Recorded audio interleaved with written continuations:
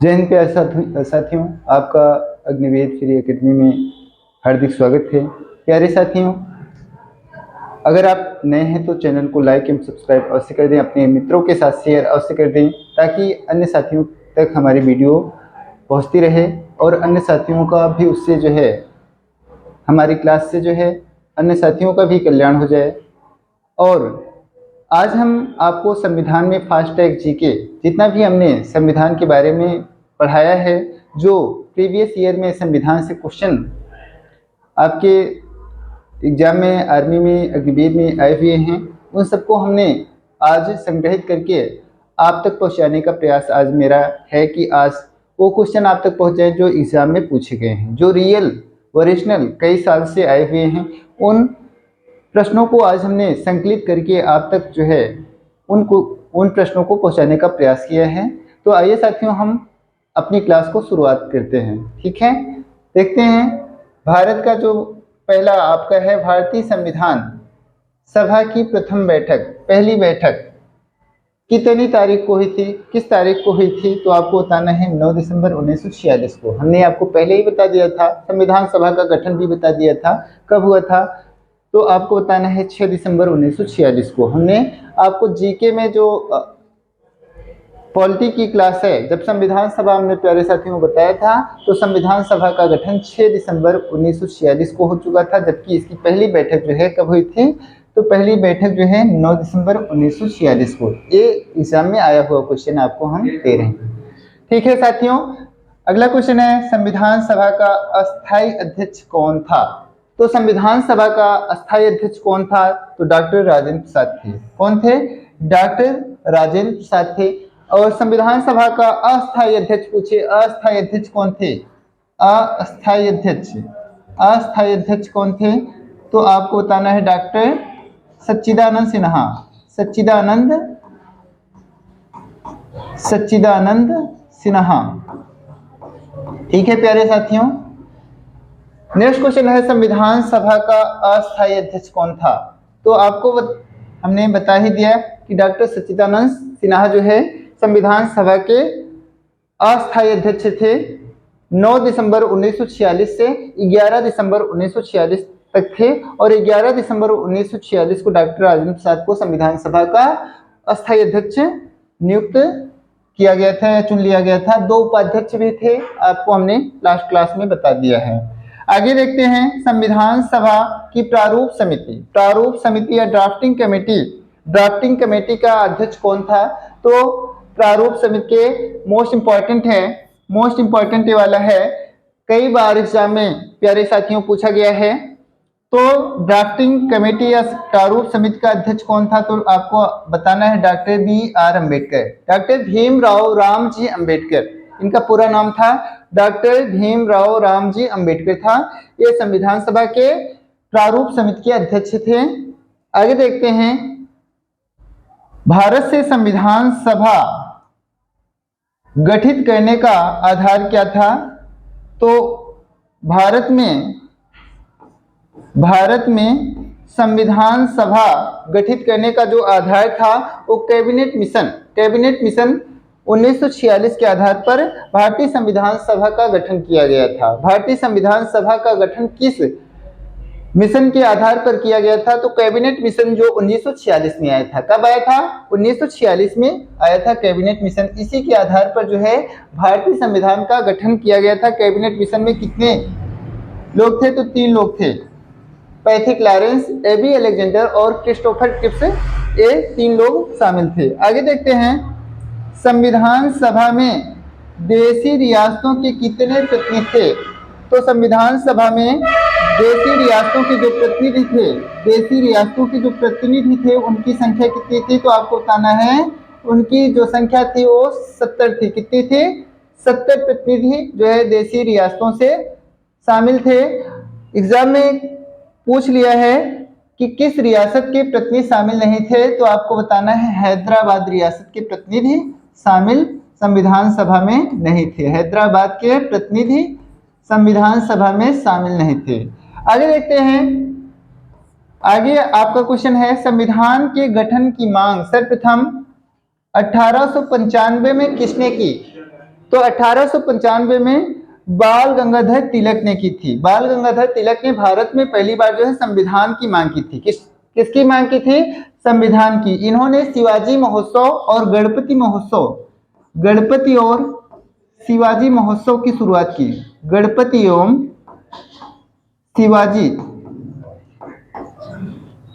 शिवाजी महोत्सव की शुरुआत की थी। इन्हें लोकमान्य उपनाम से जाना जाता है। इनकी पुस्तक का नाम है गीता रहस्य। आगे देखते हैं, संविधान सभा की प्रारूप समिति का गठन कब हुआ था? तो आपको बताना है 29 अगस्त 1947 को। 29 अगस्त 1947 को प्रारूप समिति का क्या हुआ था? गठन हुआ था। आगे देखते हैं, भारत में संविधान कब लागू हुआ? तो संविधान लागू कब हुआ था? संविधान हमने आपको बताया था कि 26 नवंबर 1949 को बनकर तैयार हो गया था। उसी दिन 16 अनुच्छेद लागू भी हो गए थे, किंतु पूरी तरह से संविधान जो है 26 जनवरी 1950 को लागू हुआ। पूरी तरह से कब लागू हुआ? तो 26 जनवरी 1950 को लागू हुआ। नेक्स्ट क्वेश्चन है, संविधान बनने में कितना समय लगा? संविधान बनने में कितना समय लगा? तो 2 वर्ष 11 माह 18 दिन। कितना समय लगा? 2 वर्ष 11 माह 18 दिन। और लिखने में अगर पूछ लिया तो 6 महीने में लिखा गया था। बनने में 2 वर्ष 11 माह 18 दिन लगा था, मगर लिखने में जो प्रेम बिहारी नारायण रायजादा ने अंग्रेजी में लिखा था उसको 6 महीने में लिखा था। और हिंदी में किसने लिखा था? तो बसंत कुमार वैद्य ने लिखा था। आगे देखते हैं, नेक्स्ट क्वेश्चन क्या है, संविधान निर्माताओं ने सबसे ज्यादा ध्यान किस पर दिया? तो संविधान निर्माताओं ने सबसे ज्यादा जो है ध्यान किस पर दिया था? प्रस्तावना पर दिया था। किस पर दिया था? तो प्रस्तावना पर दिया था। प्रस्तावना 13 दिसंबर 1946 को संविधान सभा में पेश होती है। किसने पेश किया था? तो पंडित जवाहरलाल नेहरू के द्वारा इसको संविधान सभा में पेश किया गया था। प्रस्तावना पर जो है सबसे ज्यादा जो है ध्यान दिया गया था। सबसे ज्यादा किस पर ध्यान दिया गया था? तो आपको बताना है प्रस्तावना पर। 13 दिसंबर 1946 को संविधान सभा में पंडित जवाहरलाल नेहरू ने इसे पेश किया था। इसे उद्देश्य प्रस्ताव भी कहा जाता है। क्या कहा जाता है? इसका दूसरा नाम उद्देश्य प्रस्ताव भी है। उद्देश्य प्रस्ताव भी है। आगे देखते हैं, भारत के संविधान की प्रस्तावना में प्रथम संशोधन कब हुआ? तो आपको बता दें कि भारतीय संविधान की प्रस्तावना में एक बार ही संशोधन हुआ है। कब हुआ है? 42वां संविधान संशोधन। 42वां संविधान संशोधन 1976 के द्वारा प्रस्तावना में 3 शब्द जोड़े गए थे। समाजवादी, पंथ निरपेक्ष और अखंडता शब्द जोड़े गए थे। 3 शब्द जोड़े गए थे। 3 शब्द जो हमने आपको थियरी क्लास में डीपली बताया है। आगे, कौन सा शब्द संविधान की उद्देशिका में नहीं है? तो आपको बताना है लोक कल्याण शब्द जो है संविधान की प्रस्तावना में नहीं है। प्रस्तावना हमने आपको सुना भी दिया था कि प्रस्तावना क्या है। प्रस्तावना की शुरुआत कहां से होती है? हम भारत के लोग भारत को एक संपूर्ण प्रभुत्व संपन्न, समाजवादी, पंथ निरपेक्ष, लोकतंत्रात्मक गणराज्य बनाने के लिए तथा उसके समस्त नागरिकों को सामाजिक, आर्थिक, राजनैतिक, न्याय, विचार, अभिव्यक्ति, विश्वास, धर्म, उपासना तथा अवसर की समता प्राप्त कराने के लिए तथा उन सब में व्यक्ति की गरिमा, राष्ट्र की एकता, अखंडता सुनिश्चित कराने वाली बंधुता बढ़ाने के लिए दृढ़ संकल्प होकर अपनी इस संविधान सभा में आज तारीख 26 नवंबर 1949 मिति मार्ग शीर्ष शुक्ल सप्तमी संवत 2006 विक्रमी को एतद द्वारा इस संविधान को अंगीकृत एवं आत्मर्पित करते हैं। यह भारतीय संविधान की प्रस्तावना है। उसके बाद क्वेश्चन है, संविधान की प्रस्तावना में देश को किस नाम से पुकारा गया है? तो हम भारत के लोग, क्या कहा गया है? हम भारत के लोग, या इंडिया भी कहा गया है, be people of India. English में बी पीपल ऑफ इंडिया और हिंदी में हम भारत के लोग, तो दोनों शब्द आए हुए हैं, इसको आप ध्यान रखिएगा। शुरुआत कहां से होती है? हम भारत के लोग शब्द से। अगला क्वेश्चन है, भारतीय संविधान में कितनी सूचियां हैं? तो भारतीय संविधान में मूलतः 8 सूची थी और वर्तमान समय में कितनी अनुसूचियां हैं? तो आपको बताना है 12 अनुसूची है। कितनी? तो 12 अनुसूची हैं।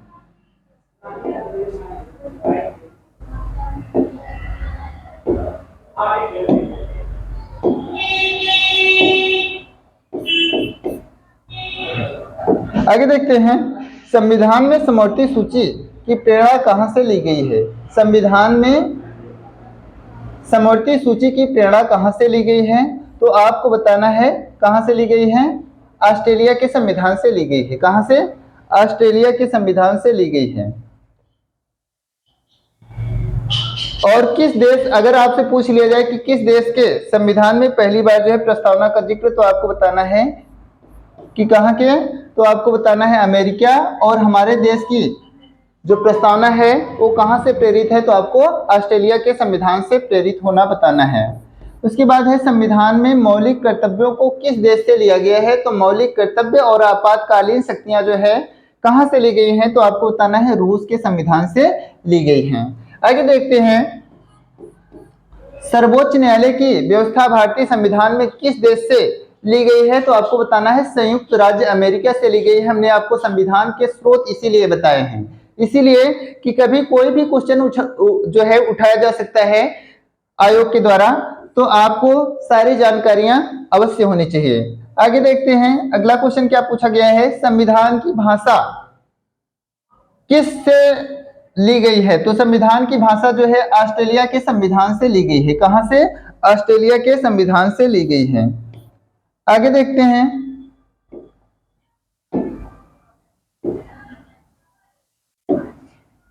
आगे क्वेश्चन है, समवर्ती सूची किस राज्य से संबंधित नहीं है?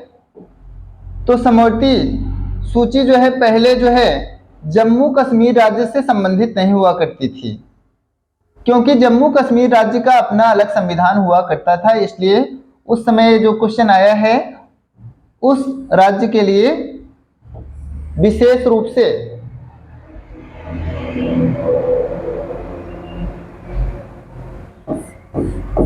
संविधान लागू होने के समय समवर्ती सूची में कितने विषय थे? तो कितने विषय थे? 47 विषय थे। आप इसको जम्मू कश्मीर वाला, क्योंकि अब इसे जम्मू कश्मीर का जो अनुच्छेद 370 है उसे समाप्त कर दिया गया है, तो अब यह उस राज्य पर भी लागू होता है। संविधान लागू होने के समय समवर्ती सूची में कितने विषय थे? तो आपको बताना है 47 विषय थे। 47 विषय थे। और अब कितने विषय हैं आपको कमेंट करके अवश्य बताना है, क्योंकि हमने जीके की जो थियरी क्लासेस है उसमें हमने आपको पॉलिटी के थियरी क्लासेस में बता दिया है, तो इसलिए आपको कमेंट करना है। आगे देखते हैं, वर्तमान में राज्य सूची में कितने विषय हैं? तो वर्तमान में राज्य सूची में कितने विषय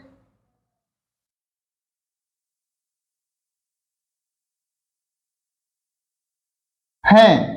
तो आपको बताना है कि इस समय जो है इसमें 61 विषय हैं, और पहले कितने थे? तो आपको बताना है पहले 66 विषय थे। पहले 66 थे और अब कितने हो गए हैं? तो अब आपको बताना है 61 विषय इसमें वर्तमान में हैं। अगला है, वर्तमान में संघ सूची में कितने विषय हैं? संघ सूची में कितने विषय हैं? तो वर्तमान समय में पहले 97 थे और अब कितने हैं? अब 100 विषय हो गए हैं। ठीक है, अब कितने विषय हो गए हैं? तो 100 विषय हो गए हैं। ये सारे क्वेश्चन आपके हूबहू जो है एग्जाम में आए हुए क्वेश्चन हैं, इसलिए आपको नोट्स अवश्य बनानी है। भाषाई आधार पर भारत का प्रथम राज्य कौन सा गठित हुआ था?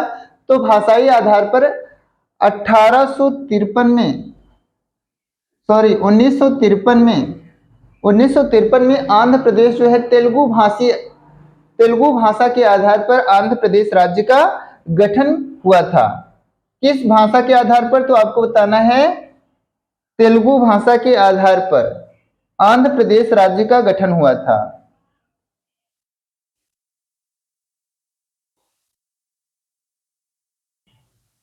तो आंध्र प्रदेश में तेलुगु भाषा के आधार पर 1953 में इसका गठन, कौन सी भाषा, तो आपको बताना है तेलुगु भाषा के आधार पर,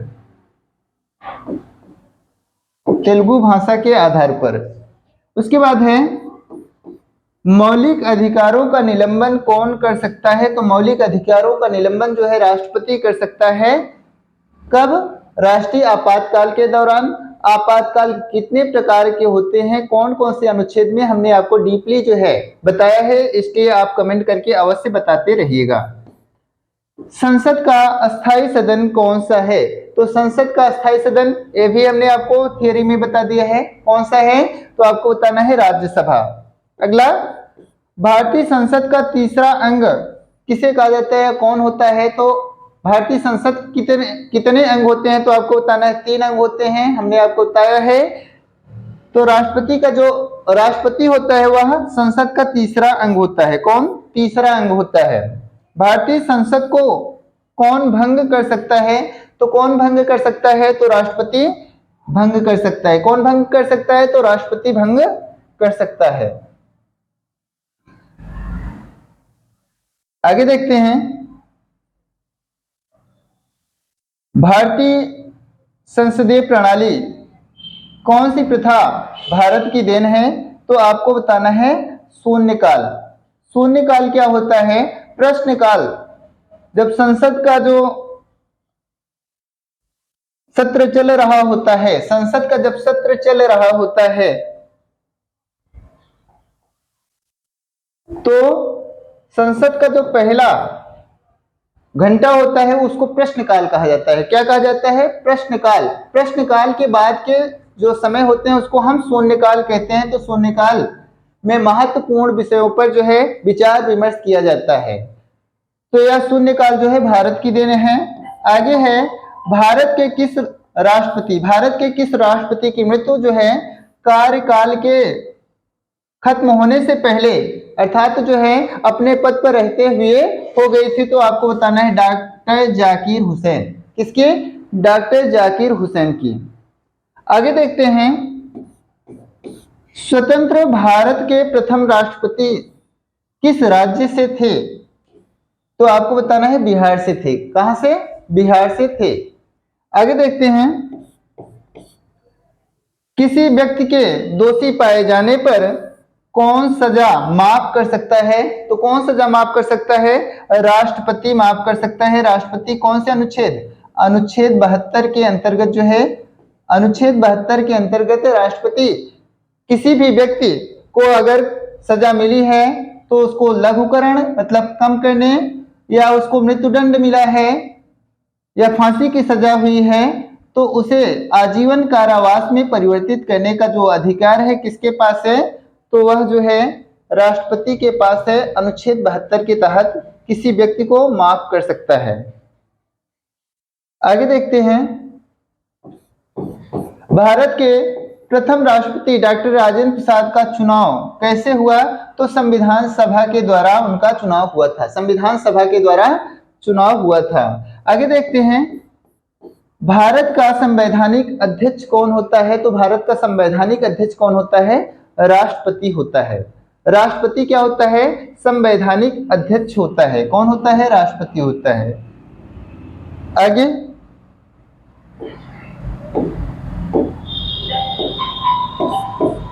भारत के प्रधानमंत्री की नियुक्ति कौन करता है? तो भारत के प्रधानमंत्री की नियुक्ति कौन करता है? राष्ट्रपति। और अन्य मंत्रियों की नियुक्ति जो है प्रधानमंत्री की सलाह पर कौन करता है? राष्ट्रपति ही करता है। आगे देखते हैं, प्रधानमंत्री पद से त्यागपत्र देने वाले पहले प्रधानमंत्री कौन थे? तो मोरारजी देसाई थे। मोरारजी देसाई थे। आगे देखते हैं, नेक्स्ट क्वेश्चन क्या है, कौन से प्रधानमंत्री सबसे अधिक समय तक पदासीन थे, मतलब अपने पद पर थे? कौन से प्रधानमंत्री सबसे अधिक समय तक अपने पद पर थे?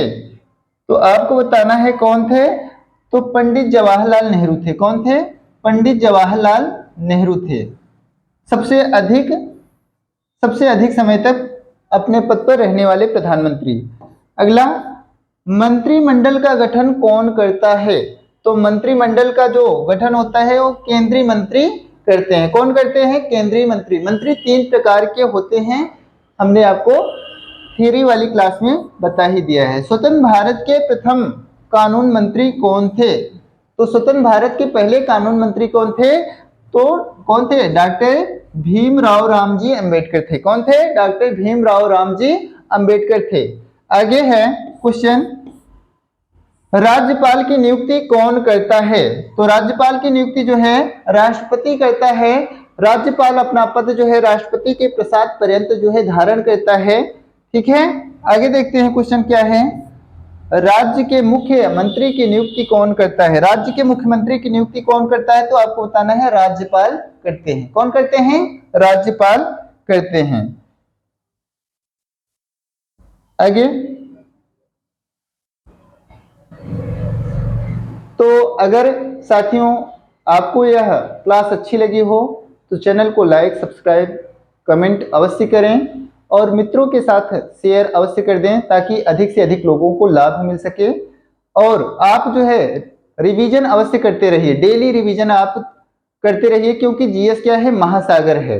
और हमने जो भी क्लासेस में जो थियरी पढ़ाई है उसी से सारे क्वेश्चन आए हुए हैं। कोई भी क्वेश्चन जो है आपके एक भी क्वेश्चन जो है बाहर नहीं। आज हम लोगों ने जो है ये सारे क्वेश्चन आपके खोज करके जितने भी कॉन्स्टिट्यूशन से आए हुए हैं वो सारे क्वेश्चन हमने आपको प्रोवाइड किया है। और प्यारे साथियों अधिक से अधिक शेयर कर दीजिए ताकि लोगों तक इस क्लास का जो है लाभ पहुंचता रहे। इसी के साथ मैं अपनी वाणी को विराम करता हूं। Thank you.